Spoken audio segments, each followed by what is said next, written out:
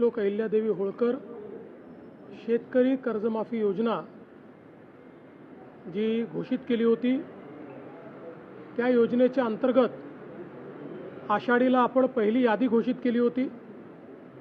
घोषित केलेली यादी ही आपण सर्व ग्रामपंचायतींना पाठवली आणि अगदी सिंपल अशा पद्धतीनं जे काही शेतकरी आहेत त्यांनी केवळ जाऊन आधार ऑथेंटिकेशन करायचं, कुठलाही अर्ज नाही किंवा कुठल्याही प्रकारचे इतर गोष्टींची आवश्यकता नाही। अशा पद्धतीनं ॲग्रीस्टॅक नंबर आणि आधार ऑथेंटिकेशन करून त्यांची खाती नील करायची, अशा प्रकारचं आपण काम हातामध्ये घेतलं होतं। आज जवळपास 5029 कोटी रुपये हा पहिला हप्ता 6,22,207 शेतकऱ्यांच्या खात्यामध्ये गेला आहे आणि ही खाती नील झालेली आहेत। मध्यंतरी काही गैरसमज असे झाले होते की आमच्यावरचं कर्ज जास्ती दिसतंय आणि आमच्या नावावर अप्रूव्ड पैसे कमी आहेत। त्याचं कारण जे काही NPAवर लावलेलं व्याज होतं त्या व्याजामुळे ते जास्त दिसत होतं।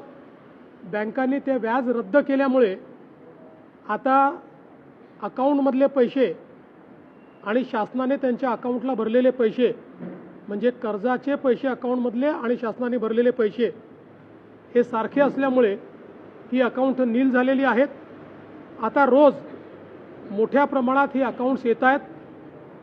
अशी व्यवस्था केलेली आहे की जसे जसे अकाउंट्स येतील, ऑथेंटिकेट होतील, तसं तसं त्या खात्यांमध्ये पैसे जातील।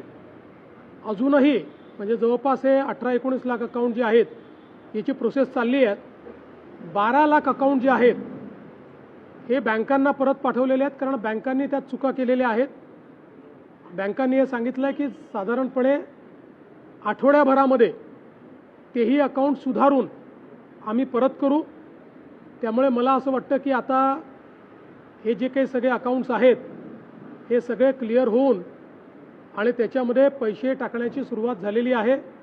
पुढच्या काळामध्ये सगळे जेवढे अकाउंट्स ऑथेंटिकेट होतील त्या सगळ्या अकाउंट्समध्ये पैसे टाकून आपल्या शेतकऱ्यांना कर्जमाफीचा पूर्ण जो काही बेनिफिट आहे हे आपण त्या ठिकाणी देणार आहोत।